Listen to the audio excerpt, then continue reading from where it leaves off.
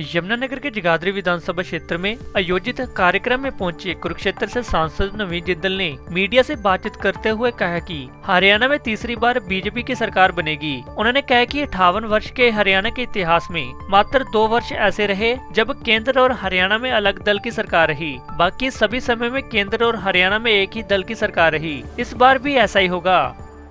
देखिए जी, आज जैसे कि मैंने यहाँ पर बताया कि हरियाणा में तीसरी बार भारतीय जनता पार्टी की सरकार बनने जा रही है और आज यहाँ पर मैं जगाधरी में आया हूँ मेरे बड़े भाई कंवरपाल जी के लिए, जो कि हरियाणा सरकार में मंत्री है।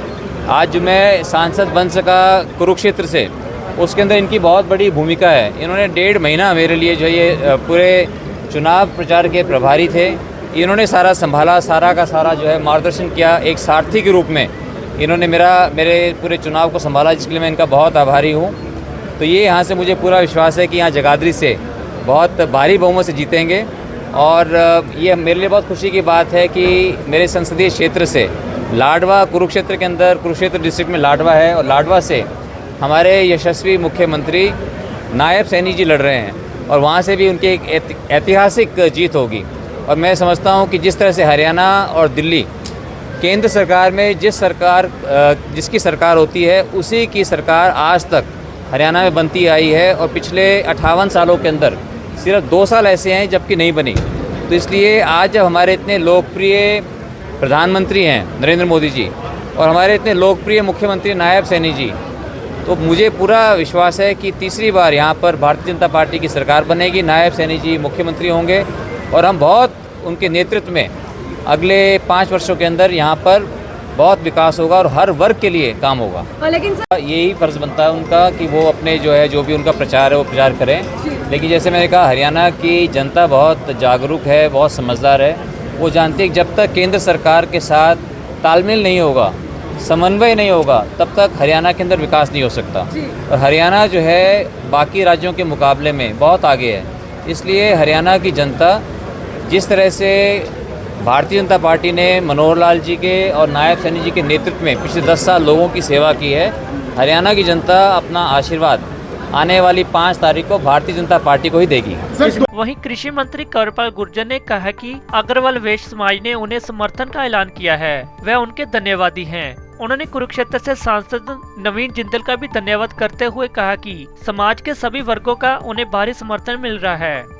देखिए, मैं पहले तो ये कहूँगा कि वैश्य समाज का हमेशा से समर्थन मेरे साथ रहा है।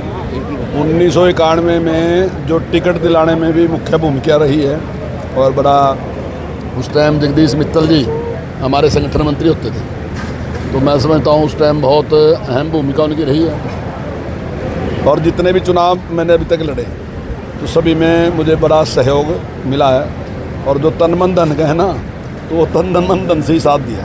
और अब की बार जिस प्रकार से इकट्ठे गए उन्होंने मुझे आशीर्वाद दिया, तो मैं इसके लिए उनका आभार व्यक्त करता हूँ और जिंदल साहब का भी आभार व्यक्त करता हूँ कि वो आए और उन्होंने इसके लिए प्रयास किया। तो इसके लिए मैं पूरे समाज का आभार। फिर जो चुनाव प्रचार आपका कैसा चल रहा है और क्या लग रहा है माहौल कैसा?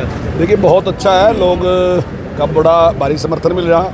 रोज़ाना आप देखते हैं कि रोज़ाना ही बड़ी संख्या में लोग भारतीय जनता पार्टी ज्वाइन कर रहे हैं अन्य पार्टियाँ छोड़ के।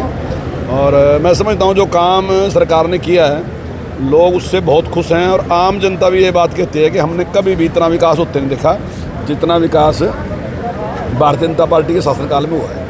सरकार नहीं, जैसे काम वाम तो कुछ इतने ज़्यादा नहीं है। जैसे मेडिकल कॉलेज ना, जैसे एग्रीकल्चर कॉलेज है, वो लगभग फाइनल स्टेज पे बैठा। तो हमारा है कि भाई अगर 10 दिन लेट होती, आचार संहिता 10 दिन लेट लगती, तो वो लगभग फाइनल स्टेज में था, वो हो जाता। तो आने वाले टाइम में जनता का आशीर्वाद मिलेगा तो निश्चित तौर से एग्रीकल्चर कॉलेज भी यहाँ लगाएंगे, बनवाएंगे और भी कुछ काम ऐसे अगर कोई है तो निश्चित तौर से उसको भी करेंगे। जो तो लेट की बहुत पहले करना चाहिए था। मैं समझता हूँ कि देखिए, जब कोई भी व्यक्ति जेल में गया है तो उसको आप कोई राजनीति से नहीं जोड़ सकते हो। कानून का ही मामला है और कोर्ट ने किया ऐसा जो कुछ किया, तो मैं समझता हूँ नैतिक आधार पर उसी समय रिजाइन करना चाहिए। लेकिन पता नहीं क्यों इस बात पे जिद पे अड़े रहे कि हम वहाँ से भी बैठ के चलाएंगे, जेल से बैठ के चलाएंगे। मैं समझता हूँ कि नैतिकता के खिलाफ है बात। तो उन्होंने